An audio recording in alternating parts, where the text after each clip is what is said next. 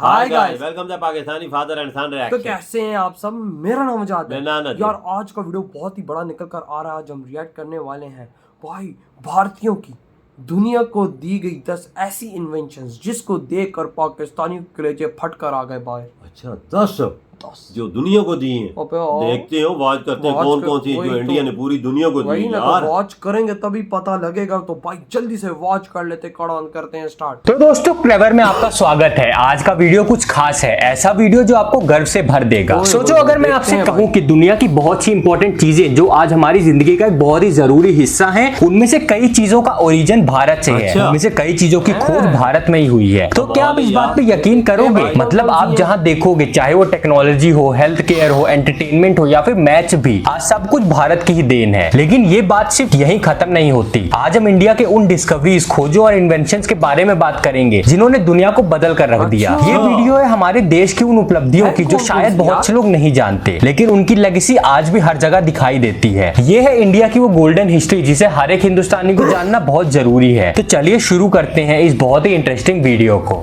दोस्तों सबसे पहले शुरू करते हैं एक ऐसे कॉन्सेप्ट से जिसमें बिल्कुल कुछ नहीं है, लेकिन फिर भी उसने दुनिया को सब कुछ दे दिया। वो था जीरो, यानी कि शून्य। अगर आपको लगता है कि जीरो सिर्फ एक नंबर है तो आप बहुत ही ज्यादा गलत हैं। ये जीरो ही तो था जिसने आज के आधुनिक युग की एक नींव रखी थी। आर्यभट्ट ने 5वीं सदी में जब इस कॉन्सेप्ट को पहली बार खोजा रहा होगा, तब उन्होंने सोचा नहीं होगा कि शायद ये इतना ज्यादा बड़ा बन जाएगा कि पूरी दुनिया ही आज इस एक चीज पे काम करेगी। जीरो जिसके आगे अगर कुछ ना लगा हो तो इसकी कोई वैल्यू नहीं होती, पर बिना जीरो के चाहे कोई भी जितना ही बड़ा नंबर हो उसकी भी कोई वैल्यू नहीं होती। मैथमेटिक्स, साइंस, टेक्नोलॉजी सब जीरो के बिना बिल्कुल अधूरे हैं। और सोचो अगर जीरो ना होता तो हम बाइनरी सिस्टम कैसे बनाते जिसपे कंप्यूटर्स काम करते हैं। जो फोन आपने अपने हाथ में पकड़ के रखा है ये भी सिर्फ जीरो की वजह से ही चल रहा है। इंटरनेट के सर्वर से लेकर सीपीयू तक हर चीज जीरो की वजह से ही बनी है, और बिना जीरो के ये सब बिल्कुल इम्पॉसिबल होता। और दोस्तों इसी के साथ जब बात हेल्थ की होती है तो आयुर्वेद का नाम आता है। लेकिन क्या आप जानते हैं कि आयुर्वेद सिर्फ एक मेडिकल प्रैक्टिस नहीं बल्कि एक पूरी लाइफस्टाइल है। इस 3000 साल पुरानी साइंस ने दुनिया को बताया कि नेचर के दिए गए पेड़ पौधों और बाकी के सारे रिसोर्सेज को यूज करके शरीर और दिमाग का इलाज कैसे करना चाहिए, और वो भी इस तरह से कि शरीर को कोई नुकसान ना हो। आज के टाइम में लोग एलोपैथी यानी कि नॉर्मल मेडिसिन को छोड़कर आयुर्वेद अपना रहे हैं और अपने घर में रखे हुए बहुत सी ऐसी चीजों का इस्तेमाल कर रहे हैं क्योंकि उनका कोई साइड इफेक्ट नहीं होता। आप अपनी किचन में ही जाके हल्दी, तुलसी और गिलोय जैसी बहुत सी चीजों का इस्तेमाल करके अपनी इम्यूनिटी बढ़ा सकते हो। और ये आयुर्वेद सिर्फ भारत की देन है और आज ये दुनिया भर में बहुत ही तेजी से फैल रहा है। अब अगर थोड़ी सी बात करें हम गेम्स यानी कि स्ट्रेटजी के बारे में, तो क्या आपने कभी सोचा है कि शतरंज यानी चेस जो आज एक ग्लोबल गेम बन चुका है, बहुत से देश आज इसमें कम्पीट करते हैं, उसका जन्म भी भारत में ही हुआ था। ये गेम, ये खेल आज से 1400 साल पहले 6th सेंचुरी में डेवलप किया था, जब राजा महाराजा इस गेम को अपना दिमाग तेज करने के लिए खेला करते थे ताकि उनको युद्ध में मदद मिले। चतुरंगा नाम का ये गेम जब शुरू हुआ था तो इसमें प्लानिंग और स्ट्रेटजी का इस्तेमाल किया जाता था। और ये आज सिर्फ एक टाइम पास ही नहीं बल्कि एक माइंड शार्पनिंग एक्टिविटी है। तो जब भी आप कभी अपने चेस बोर्ड पर वजीर या फिर घोड़े को मूव करें तो एक बात जरूर समझ लेना कि ये सब हमारे पुरखों की देन है। और सिर्फ शतरंज ही नहीं, सांप सीढ़ी यानी स्नेक और लैडर का गेम भी भारत में ही बनाया गया था, जिसे मोक्ष पटामू कहा जाता था, जो कि बहुत पहले बनाया गया था। तो इसे बच्चों को मोरल वैल्यू सिखाने के लिए बनाया गया था। और दोस्तों बेसिकली सांप सीढ़ी आज दुनिया में सबसे ज्यादा फेमस बोर्ड गेम्स में से एक है, जिसे दुनिया में अलग अलग नामों से हर जगह खेला जाता है। और सिर्फ इतना ही नहीं, जिस नंबर सिस्टम का यूज आज हम करते हैं उसका ओरिजिन भी भारत से है। गुप्त साम्राज्य में ब्रह्मगुप्त ने डेसिमल सिस्टम यानी दशमलव का इन्वेंशन किया था, जो आज पॉइंट लगा के हम कोई भी नंबर लिख देते हैं, वो इनके बिना पॉसिबल ना होता, ब्रह्मगुप्त के बिना, जिसने पूरी दुनिया में कैलकुलेशन इजी कर दी। और दोस्तों हेल्थ और वेलनेस के लिए दुनिया में अगर कोई एक वर्ड सबसे ज्यादा सुना जाता है तो वो है योगा। योगा एक ऐसी प्रैक्टिस है जो भारत में पैदा हुई थी और आज एक ग्लोबल फिनोमिनन बन चुकी है। 5000 साल पुरानी ये प्रैक्टिस सिर्फ शरीर की ही नहीं बल्कि दिमाग को पुनर्जीवित कर सकता है। और आज योगा सिर्फ एक प्रैक्टिस ही नहीं रह गई है, आज लोग दुनिया के हर कोने में योगा करते हैं। न्यूयॉर्क के सेंट्रल पार्क से लेकर जापान के शिंटो मंदिरों तक सब योगा की शक्ति में यकीन करते हैं। लेकिन इसके मूल को समझना और उसे रिस्पेक्ट करना हमें हमारे रूट्स के साथ कनेक्ट करता है, और इसका मूल सिर्फ भारत से ही शुरू होता है। सर्जरी का नाम सुनते ही आपको लगता होगा कि ये तो कोई मॉडर्न साइंस की अचीवमेंट है, अभी 200-250 साल पहले ही करने लगे होंगे। लेकिन दोस्तों सच बात यह है कि आज से 2600 साल पहले 6th सेंचुरी BCE में इस सर्जरी की बुनियाद रखी जा चुकी थी, और वो भी सुश्रुत के द्वारा। सुश्रुत को विश्व का पहला सर्जन कहा जाता है, और जो कि सर्जरी में इतने ज्यादा माहिर थे कि उन्होंने उन्होंने खुद अपनी डिटेल्ड किताब लिखी थी। आज भी दुनिया के टॉप मेडिकल इंस्टीट्यूट्स में स्टडी की जाती है उनकी Sushruta Samhita. Rhinoplasty, cataract surgery, fracture treatment और बहुत सारी अलग अलग तरह की सर्जरी सुश्रुत ने पहले ही करके बता दी थी। वो इतने ज्यादा माहिर थे कि उन्होंने दुनिया की पहली प्लास्टिक सर्जरी भी की थी और वो इतना ज्यादा कॉम्प्लेक्स और मुश्किल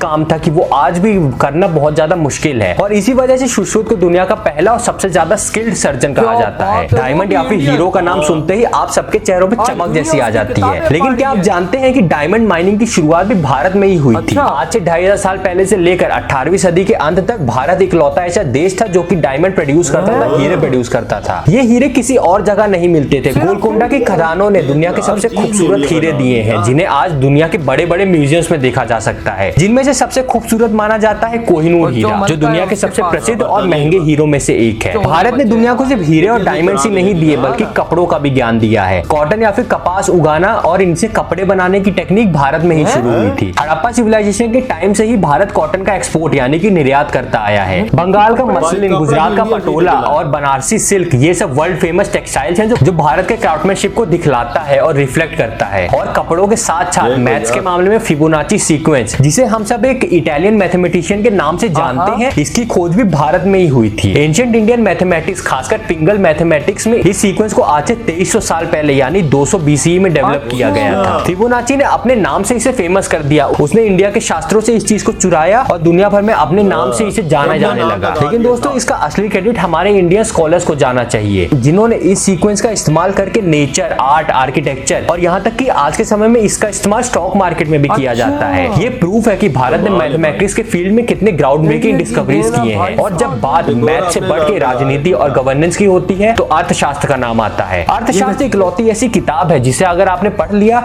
तो वो आपको इतना ज्यादा समझदार बना देगी, इतना ज्यादा काबिल बना देगी कि आप दुनिया में किसी भी सब्जेक्ट पे बात कर सकते हैं। अर्थशास्त्र को कौटिल्य या फिर जिन्हें हम चाणक्य के नाम से जानते हैं, उन्होंने आज से 2400 साल पहले 4th सेंचुरी BCE में लिखा था। कौटिल्य या फिर चाणक्य, जो कि चंद्रगुप्त मौर्य से लेके अशोक तक पूरे मौर्य साम्राज्य के एक बहुत ही जरूरी सलाहकार माने जाते हैं, उन्होंने इस किताब की रचना की थी जिसमें राजनीति, इकोनॉमिक्स, गवर्नेंस, युद्ध, यहाँ तक कि जासूसी के बारे में बहुत ही बारीकी से बात की गई है। ये एक ऐसी किताब है जो सिर्फ भारत में ही नहीं बल्कि दुनिया के पॉलिटिकल साइंस स्कॉलर्स के लिए एक बहुत ही बड़ी गाइडलाइन, एक बहुत ही बड़ी गाइडेंस है। आज के मॉडर्न गवर्नेंस सिस्टम्स में भी अर्थशास्त्र के कॉन्सेप्ट को यूज किया जा सकता है, देखा जा सकता है। और आज अर्थशास्त्र भारतीय इतिहास के सबसे जरूरी किताबों में से एक है जिसने पूरी इंडियन हिस्ट्री को और हो सकता है वर्ल्ड हिस्ट्री को शेप किया हो। और आज इसी वजह से कौटिल्य यानी चाणक्य का नाम दुनिया भर में लोग जानते हैं। और दोस्तों इतना ही नहीं, भारत ने बहुत से ऐसे बड़े बड़े इन्वेंशन किए हैं जिन्हें एक वीडियो में कवर नहीं किया जा सकता। लेकिन दोस्तों आपको एक बात समझना जरूरी है कि भारत ने सिर्फ अपनी सभ्यता को नहीं बल्कि पूरी दुनिया को अपने इन्वेंशन और डिस्कवरी से आगे बढ़ाया है। ये वही भारत है जिसे हम सोने की चिड़िया के नाम से जानते थे। हमारे एंसेस्टर्स, हमारे पूर्वजों ने सिर्फ एक बेहतर भविष्य का सपना ही नहीं देखा बल्कि उसे एक सच्चाई में बदल दिया। और ये लेगेसी आज भी हमारे साथ है, चाहे वो मैथमेटिक्स हो, हेल्थ हो, इंजीनियरिंग हो या फिर हमारी रोजमर्रा की जिंदगी की छोटी छोटी चीजें। भारत ने अपनी छाप हर जगह छोड़ी है। ये हम सभी भारतवासियों के लिए बहुत ही गर्व करने वाली बात है और हमें अपनी हिस्ट्री को समझना और प्रिजर्व करना बहुत ज्यादा जरूरी है। दोस्तों आप इन इन्वेंशंस के बारे में क्या सोचते हैं, मुझे कमेंट करके। मैं इधर सोच के हैरान हो गया, जो दुनिया का पहला सर्जन था वो भी एक भारतीय था, जिसकी आज किताबें भाई साहब 200 मतलब 2000 साल पहले, 3000 साल पहले जिसकी की भी किताब आज भी बड़े बड़े सर्जन और बड़े बड़े यूनिवर्सिटीज में उसकी किताब आज भी पढ़ाई जा रही है। उस टाइम पे उन्होंने प्लास्टिक सर्जरी की थी और भाई एक और सर्जरी भी वो करते होते थे और आज उसकी किताबें भाई आज बड़ी बड़ी यूनिवर्सिटियों में पढ़ाई जा रही है, वो भी भारतीय। देखना आज वो भारतीयों का आप सोचो कि वो भारतीय जिसने एक पॉइंट, मुझे नहीं पता था कि पॉइंट निकालने वाला भी इंडियन है भाई साहब। 32.0 32.1 ये पॉइंट जो है ना, ये मैथमेटिक्स में पॉइंट लगाने वाला भी एक इंडियन। वो भी बाहर के अंग्रेज बोलते हैं हमने ये नहीं। वही तो अंदाजा लगाओ आप कि भाई साहब इतना भाई साहब इंडियन इस दुनिया में अपनी छाप छोड़ के इतनी बड़ी गए हैं कि आज दुनिया भाई साहब भारतीय बड़े बड़े इन्वेंटर्स को मानती है कि भाई साहब उन्होंने ये इन्वेंशंस किए। बिल्कुल जीरो देखो, जीरो भी निकालने वाला इंडिया है। अगर जीरो ना निकलता तो भाई साहब कुछ भी ना निकलता। ये बात है। जीरो ना निकलता तो 1 ना निकलता भाई साहब, अगर जीरो ना निकलता तो 100 ना निकलता, 10 ना निकलता, 1000 ना निकलता। जड़ी बूटियों से इलाज करने का तरीका भी इंडिया से निकला है और आज हो भी रहा है। और भाई मैं एक बात करूंगा, दवाइयाँ गोलियां जो होती है मेडिसिन, वो आपको नुकसान देती है, साइड इफेक्ट होते हैं, लेकिन आयुर्वेद का कोई नुकसान। बिल्कुल अगर उसको सही तरह यूज करने वाला बंदा हो आयुर्वेद को, नेचर को, तो वो उसको कुछ नहीं होता। सही बात है वजह। आयुर्वेद के भाई साहब इंडिया में डॉक्टर टॉप क्लास के मिलेंगे, हमारे पाकिस्तान में तो आयुर्वेद के नहीं है। सीधी सी बात है भाई साहब, ये सब कुछ इंडिया में देखने को इसका साइड इफेक्ट भी नहीं है और ना भाई आज भी आयुर्वेद इंडिया से में ही है। हाँ, अंदाजा लगाओ इंडिया ने क्या क्या चीजें हमें दी हो यार। दुनिया को भाई साहब कपड़ा इन्होंने दिया। आज जो हम लोग ये कपड़े पहन के बैठे हुए हैं ना, ये भी इंडिया ने की दिया। देन है। ना होते ना तो नंगे घूम रहे होते पत्ते लगा के आज भी हम यार। सही बात है वो याद इंडिया। अगर इंडिया के ये साइंटिस्ट, इंडिया के ये इन्वेंटर्स ये चीजें ना निकालते तो कसम से आज नंगे घूम रहे होते, पत्ते आगे पीछे हमने लगाए पड़े होते। अगर ये कपड़ा वो लोग नहीं, किसको क्या पता था कि भाई साहब कपास से भाई साहब कपड़ा निकलेगा। ये इंडिया ने निकाला है, अंदाजा लगा। ये है इंडिया की दुनिया। देखो